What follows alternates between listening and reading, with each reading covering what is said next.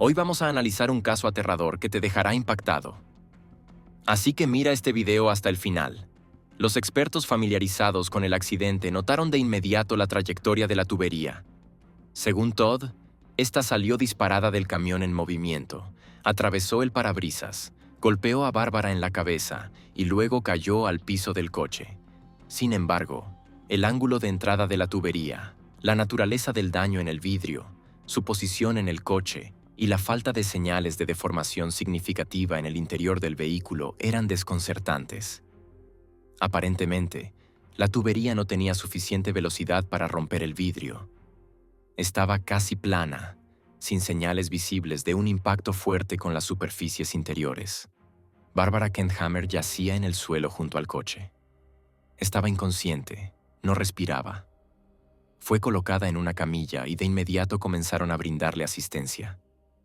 No había signos de sangrado masivo en su cuerpo, pero sí múltiples moretones, hematomas visibles, lo cual no es típico de un solo golpe. La columna cervical parecía sospechosa. Una posible fractura o dislocación. Queridos espectadores, tenemos las mejores historias de crímenes en nuestro canal. Para no perdérselas, asegúrense de suscribirse y por favor, denle me gusta al video. En el centro del medio oeste estadounidense, entre carreteras interminables cubiertas de campos de maíz, en el estado de Wisconsin, nació una mujer cuya vida, durante décadas, no causó ruido ni dudas. Bárbara Kendhammer no buscaba la fama, no aparecía en los titulares de los periódicos ni buscaba reconocimiento. Su historia no es de sensaciones, sino de bondad diaria, estabilidad de carácter y una rara combinación de fuerza interior con dulzura. Y eso es lo que la hace única.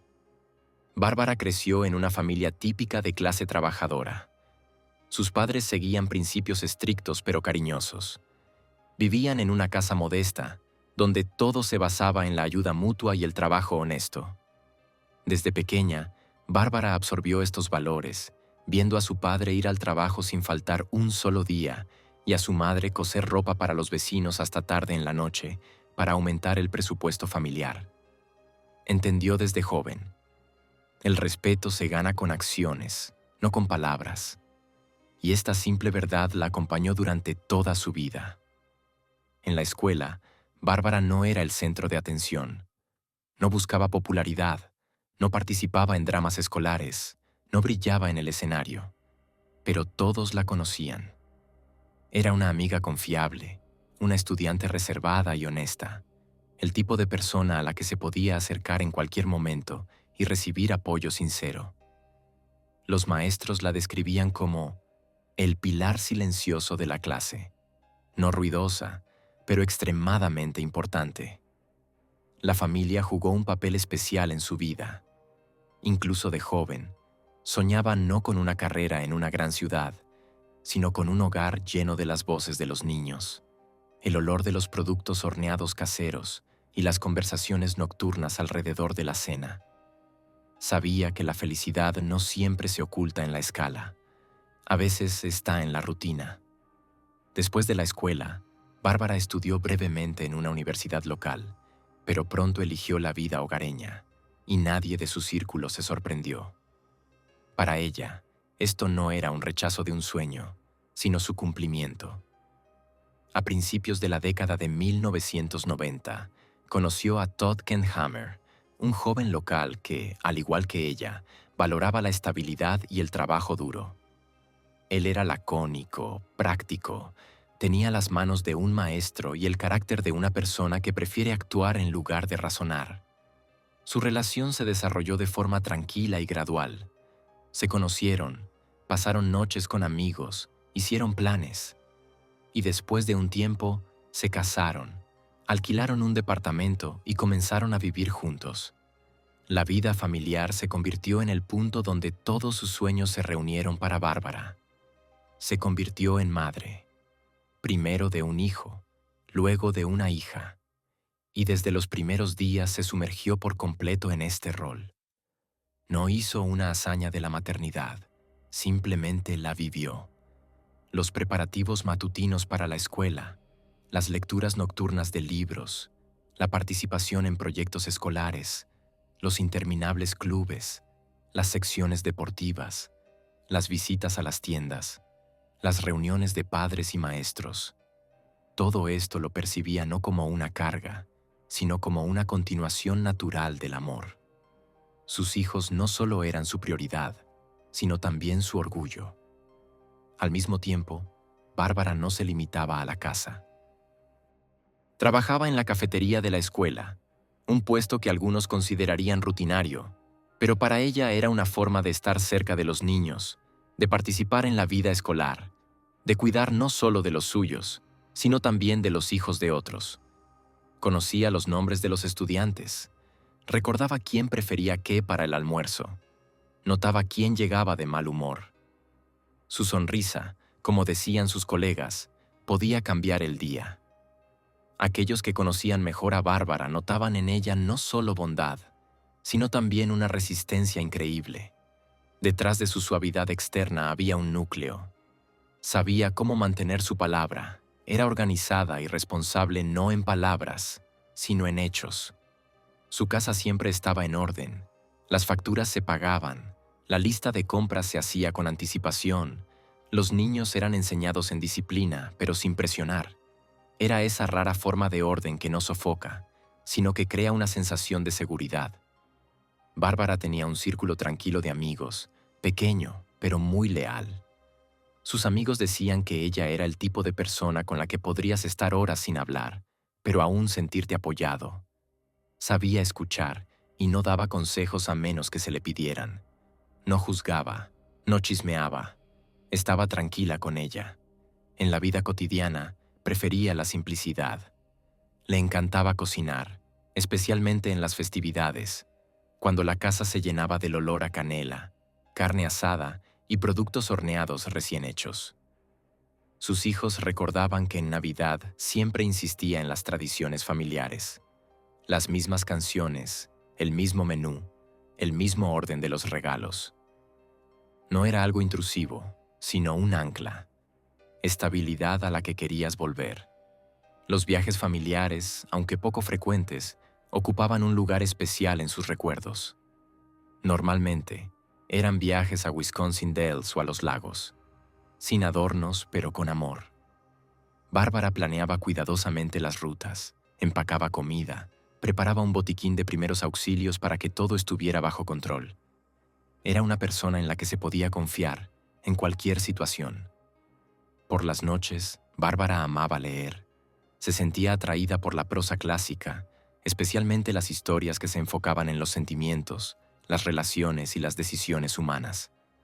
Quizás porque ella misma era una persona de decisiones, no abruptas, no tempestuosas, pero sólidas y amables. Su vida, aunque no adornada con brillo exterior, era rica por dentro. Muchos decían, si todos vivieran como ella, el mundo sería más amable. No pedía mucho, no aspiraba a mucho, pero, en esencia, ella era la misma persona sobre la cual se construyen las comunidades, las calles, las escuelas y las familias. Aquellos que no aparecen en las noticias, pero cuya bondad y resistencia hacen que el mundo sea al menos un poco mejor. Bárbara Kendamer no es una historia sobre ambiciones o grandes logros. Es una historia sobre cómo se puede vivir una vida con dignidad. No cambió el mundo, pero hizo que los rincones donde vivió, trabajó y amó fueran mejores. Y eso quizás sea mucho más importante. La mañana del 16 de septiembre de 2016, en West Salem, Wisconsin, comenzó como de costumbre. Era un día tranquilo, casi sin viento. El sol apenas se alzaba sobre el horizonte, y las calles del tranquilo suburbio estaban vivas con el ritmo habitual. El zumbido de las cafeteras en las cocinas, los autobuses escolares recogiendo a los estudiantes y los primeros coches saliendo de los garajes. Era viernes, un día que para muchos prometía el fin del trabajo y la llegada del fin de semana. Para Bárbara y Todd Kendamer, parecía comenzar con el mismo espíritu. La pareja salió en su coche, un vehículo viejo pero confiable que Todd a menudo mantenía él mismo. Iban, según él, a recoger vidrio para uno de sus pedidos de trabajo. Todd era un especialista en reparación e instalación de cristales para autos, y con frecuencia iba a los almacenes o proveedores para recoger partes. Era parte de su rutina. A veces, Bárbara lo acompañaba, no porque tuviera que hacerlo, sino porque quería pasar tiempo juntos. En el ajetreo de la vida cotidiana, sus horarios rara vez coincidían, y tales viajes cortos se convirtieron en una oportunidad para simplemente estar cerca, hablar, intercambiar algunas palabras sin ruidos de fondo. Sin embargo, en ese día, todo salió mal.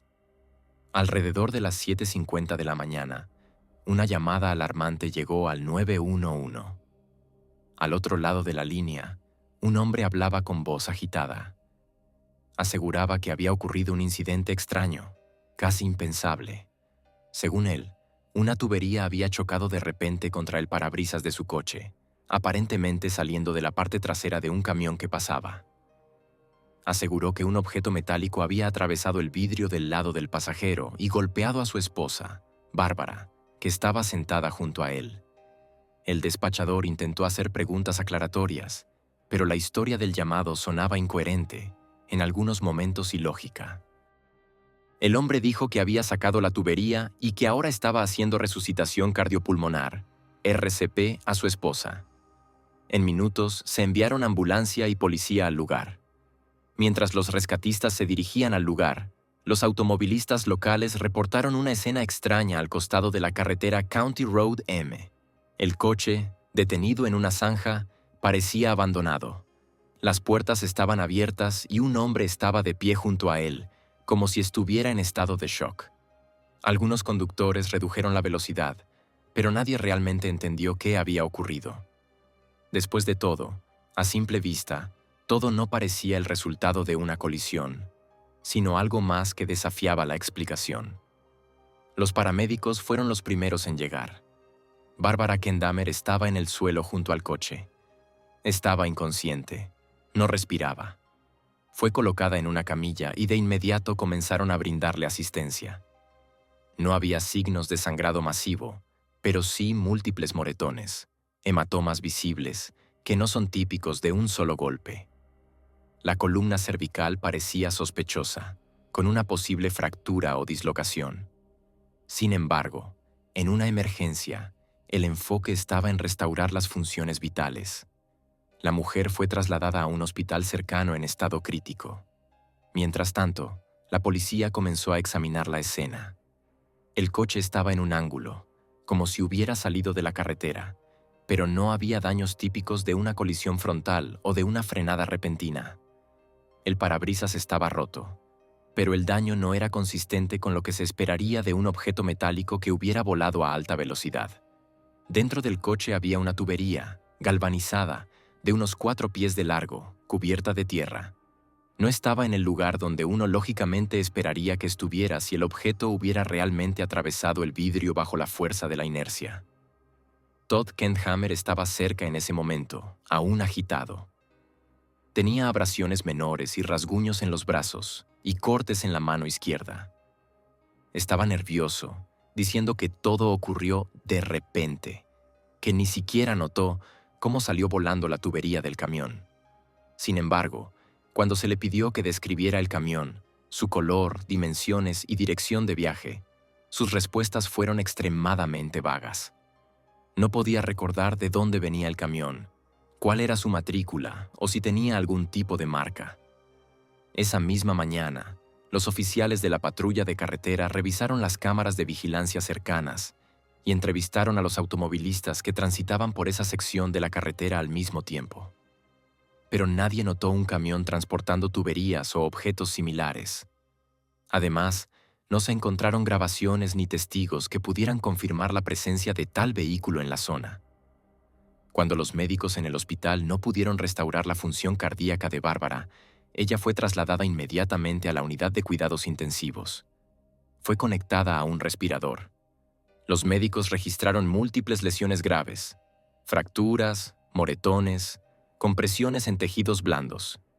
Su distribución por el cuerpo planteó preguntas. Las lesiones en el cuello, pecho y parte superior de la cabeza fueron especialmente alarmantes. Las lesiones eran múltiples, no concentradas en un solo punto, como si se tratara de un solo golpe. El médico que examinó a Bárbara inicialmente notó en su informe que algunos de los moretones podrían haberse causado en momentos diferentes. Mientras tanto, los oficiales de policía que llegaron al lugar comenzaron a registrar declaraciones. Notaron que Todd les hablaba sin mirarlos a los ojos, cambiaba frecuentemente el orden de los eventos y parecía no solo confundido, sino también nervioso. Dijo que iban a recoger el vidrio, pero luego aclaró que aún no sabía exactamente dónde estaba. Luego mencionó que iba a detenerse a ver a alguien en el camino. Cuando se verificaron sus palabras, resultó que no había contactado a las personas supuestas ni por teléfono ni en persona. En ese momento, nadie había sacado conclusiones, pero comenzaban a surgir las primeras preguntas. Aproximadamente una hora después del incidente, una sección de la carretera County Road M fue cerrada. Los investigadores comenzaron un examen más detallado de la escena. Midieron la trayectoria del supuesto impacto de la tubería, fotografiaron el ángulo del vidrio roto y realizaron pruebas de huellas dactilares. Su tarea era simple: confirmar que la versión del accidente era verdadera. Pero cuanto más miraban el coche, más inconsistencias aparecían. Por ejemplo, la tubería que estaba en el compartimento del pasajero tenía rastros de tierra, pero casi no había tierra en el interior del coche. ¿Significaba esto que había golpeado el coche después de que se detuviera? Alrededor del mediodía, llegó un equipo de forenses al lugar. El coche fue remolcado, la zona fue cuidadosamente limpiada y se recogieron todas las pruebas. Aunque aún no había una versión oficial, ya había tensión en el aire. No era solo una sensación, era la sensación de que un accidente ordinario podría resultar ser otra cosa. Más tarde ese día, cuando los médicos se dieron cuenta de que las lesiones de Bárbara eran incompatibles con la vida, se la declaró oficialmente fuera de recuperación. A solicitud de su familia, se ordenó mantenerla con soporte vital hasta que la familia pudiera despedirse. Bárbara Kent-Hammer fue notificada oficialmente de su muerte en una instalación médica de La Crosse a la mañana siguiente. Pero fue tarde en el día del 16 de septiembre cuando los investigadores finalmente confirmaron el hecho. El cuerpo de una mujer, con signos de múltiples lesiones, fue encontrado al costado de la carretera County Road M, junto al coche conducido por su esposo. Desde la mañana en que Todd Kent-Hammer llamó a la policía local sobre un extraño incidente con una tubería, los investigadores del condado de La Crosse comenzaron a ver la situación como algo más complejo que un accidente de tráfico típico. A simple vista, podría parecer un accidente trágico. Un hombre afirma que una tubería metálica salió volando de su camión, atravesó su parabrisas y lesionó fatalmente a su esposa. Pero cada paso de la investigación planteaba más y más preguntas, y con cada hora que pasaba, la cantidad de coincidencias necesarias para que la versión de Kent-Hammer fuera cierta se acercaba a lo imposible. Lo primero que generó dudas en los investigadores fue la física de la situación misma. Los expertos familiarizados con los accidentes notaron de inmediato la trayectoria de la tubería.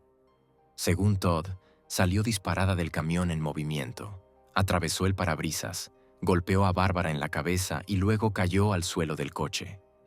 Sin embargo, el ángulo de entrada de la tubería, la naturaleza del daño en el vidrio, su posición en el interior del coche y la ausencia de cualquier deformación significativa en el interior resultaron desconcertantes. Aparentemente, la tubería no tenía suficiente velocidad para romper el vidrio. Estaba casi plana, sin signos visibles de un impacto fuerte en las superficies interiores. El segundo elemento alarmante fue el propio testimonio de Todd. No pudo describir claramente la apariencia del camión del que, según él, salió la tubería.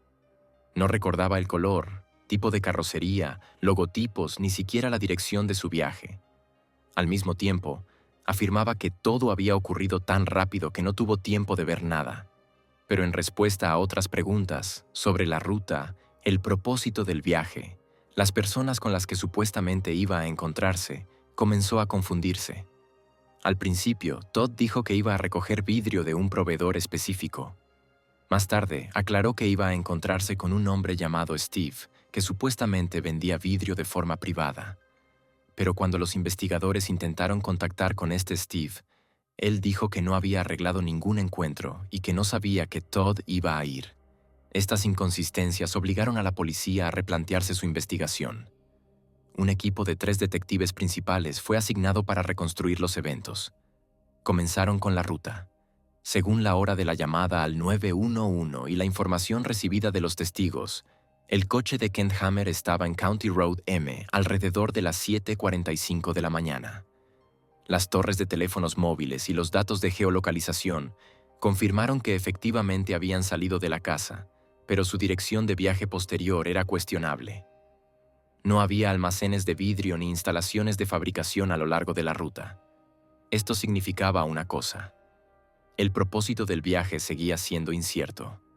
Mientras tanto, se ordenó un examen forense. La patóloga doctora Kathleen McCubbin, que tenía amplia experiencia en el análisis de causas no naturales de muerte, comenzó examinando cuidadosamente el cuerpo de Barbara Kent Hammer. Los resultados de la autopsia fueron un punto de inflexión. Un informe elaborado unos días después de la tragedia indicó que la mujer presentaba múltiples lesiones en la cabeza, cuello, pecho y extremidades. Además, las lesiones no estaban concentradas en un solo lugar, como suele ocurrir con un impacto localizado, sino distribuidas por todo el cuerpo. Además, se estableció la presencia de abrasiones y hematomas en el cuello, lo que, según la experta, podría indicar una posible compresión. Los investigadores compararon el informe médico con la declaración de Todd, según la cual las lesiones fueron causadas exclusivamente por el impacto de la tubería al romper el vidrio. Pero los expertos dijeron que si un objeto metálico golpeó el vidrio solo una vez y en dirección a la cabeza del pasajero, las lesiones deberían haber sido de naturaleza diferente.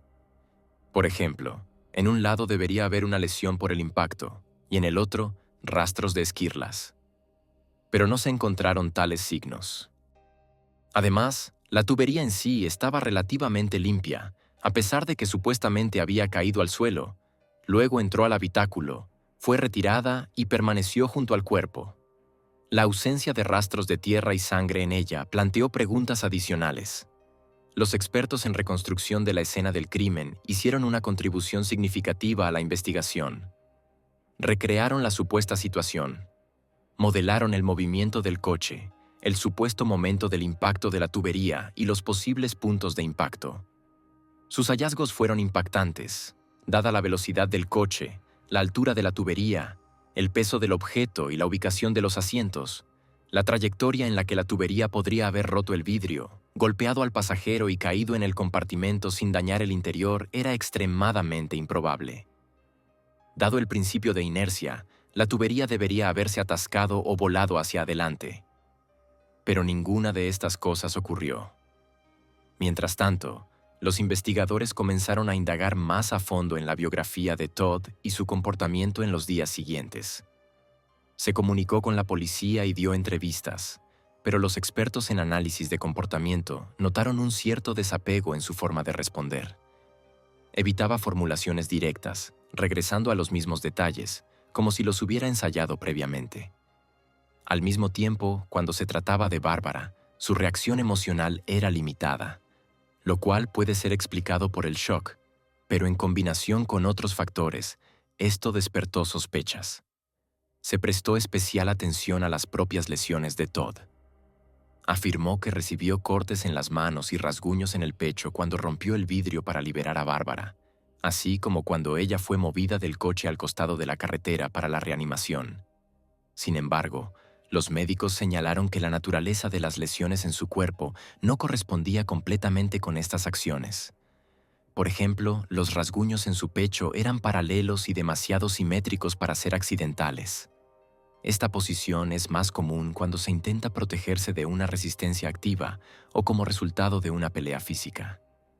En este punto, la investigación cambió de dirección. Comenzó un chequeo oficial para buscar signos de influencia violenta. Los investigadores comenzaron a entrevistar a los vecinos, amigos de la familia y colegas, tratando de averiguar si había conflictos en la familia. Muchos de los entrevistados caracterizaron a la pareja como estable. Sin embargo, Algunos conocidos admitieron que en los últimos meses Bárbara parecía cansada, introvertida, y una vez dijo que algunas cosas ya no son como antes. Al mismo tiempo, no se registró ninguna declaración oficial sobre conflictos domésticos, violencia o amenazas. Entre las pruebas recolectadas en la casa, los mensajes de texto de Todd en su teléfono llamaron especialmente la atención. En uno de ellos, enviado poco antes del incidente, escribió sobre dificultades en el trabajo y problemas en casa, pero sin especificar. La correspondencia por correo electrónico de Bárbara estaba prácticamente vacía. No usaba mensajeros instantáneos, prefiriendo llamar. Sin embargo, los investigadores notaron que la ausencia de conflictos en la correspondencia no significa que no los hubiera en la vida real. Uno de los momentos clave de la investigación ocurrió cuando se realizó el análisis de huellas dactilares en la tubería. Solo se encontraron huellas de Todd. No había rastros de Bárbara, ni huellas de otros posibles participantes. Esto no era una prueba directa de culpabilidad, pero junto con el resto de los datos, reforzó las dudas de los investigadores sobre la naturaleza aleatoria del incidente. El siguiente paso fue un interrogatorio utilizando la técnica de entrevista cognitiva. Este es un método en el que se le pide a la persona recrear los eventos desde diferentes puntos de vista, en cronología inversa y con aclaraciones de pequeños detalles. Durante este interrogatorio, Todd se confundió varias veces en sus relatos.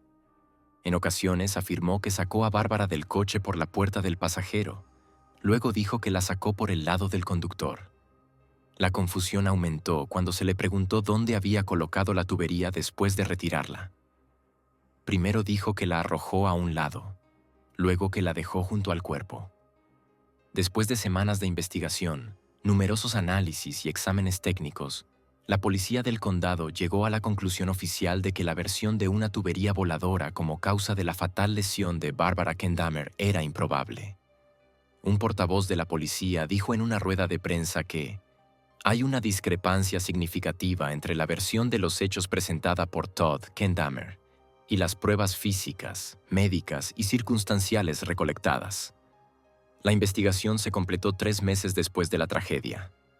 En diciembre de 2016, se presentaron cargos formales contra Todd Kendammer. Sin embargo, quedaba un juicio por delante, y fue allí donde la investigación tuvo que demostrar que detrás de la aparentemente banal historia de un accidente supuesto, había una verdad más oscura y perturbadora. En diciembre de 2016, 3 meses después de la trágica muerte de Barbara Kendammer, el condado de La Crosse vivió en un estado de suspenso ante la perspectiva de un juicio mediático.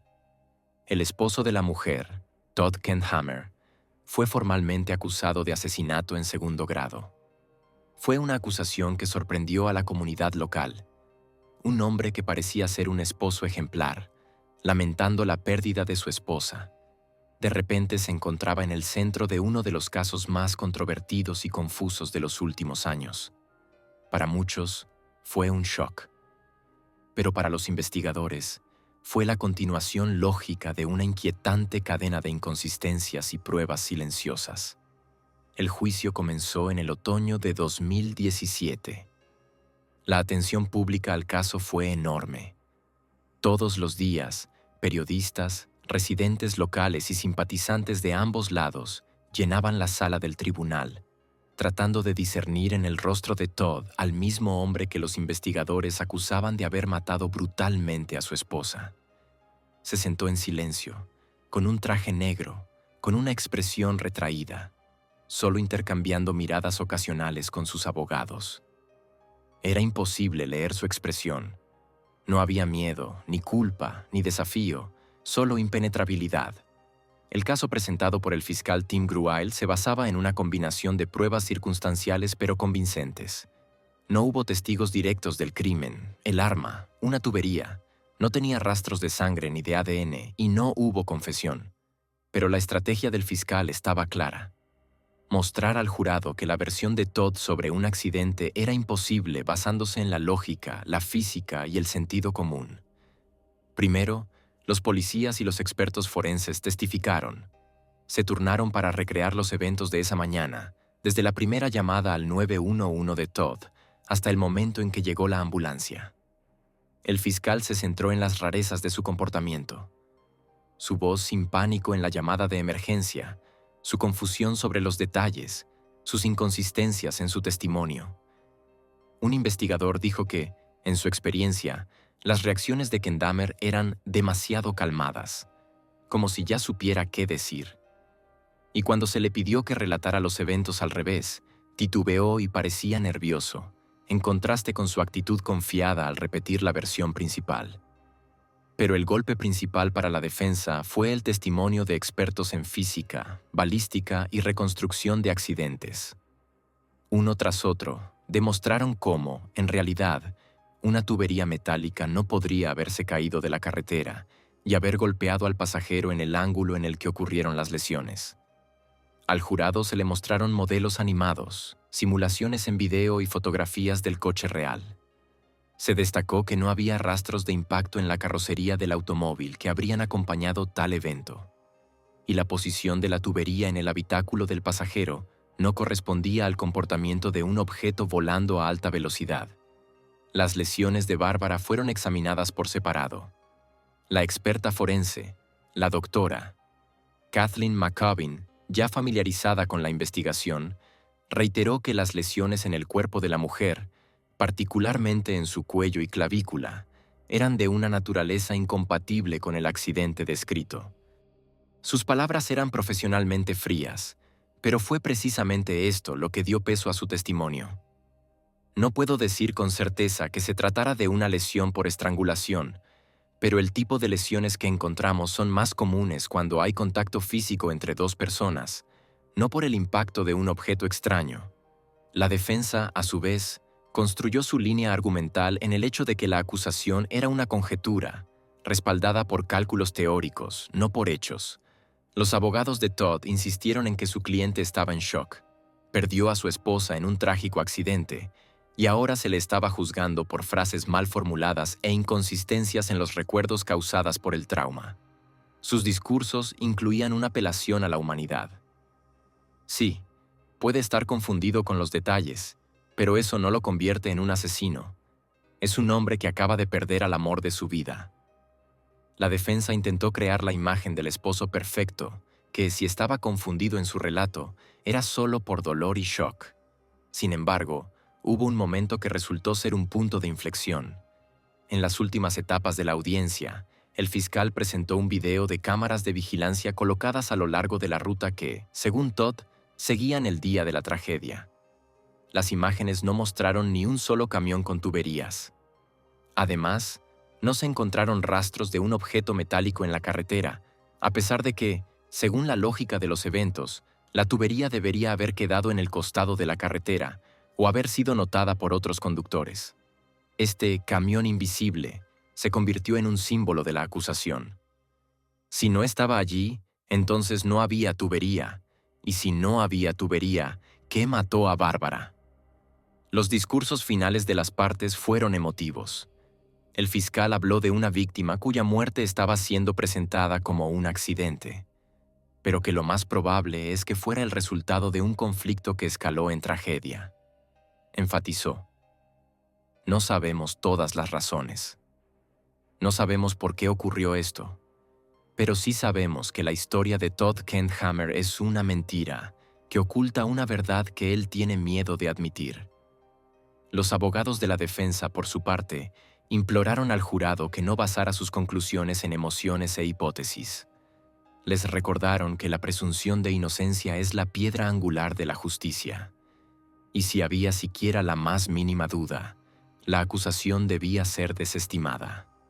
El jurado se retiró al día siguiente para deliberar sobre el veredicto. Después de casi 10 horas de deliberación, la sala del tribunal se llenó nuevamente. En un silencio tenso, el juez leyó el veredicto. Culpable. Todd Kent Hammer fue hallado culpable de asesinato en segundo grado de su esposa, Bárbara Kent Hammer. El juez luego lo sentenciaría a cadena perpetua con la posibilidad de libertad condicional en 30 años. Todd no mostró emoción al anunciarse el veredicto. Asintió ligeramente, como si ya hubiera aceptado el resultado. Su hija, que estaba presente, rompió en llanto. Fue un momento de absoluta catástrofe para la familia. Primero la trágica muerte de su madre, ahora una sentencia de cadena perpetua para su padre. El juicio de Kent Hammer causó un gran revuelo en los medios y círculos legales. Fue un caso en el que no hubo un motivo obvio ni pruebas directas, pero todo, desde los detalles más pequeños, se unió para formar una imagen en la que la verdad parecía demasiado obvia para ignorarla.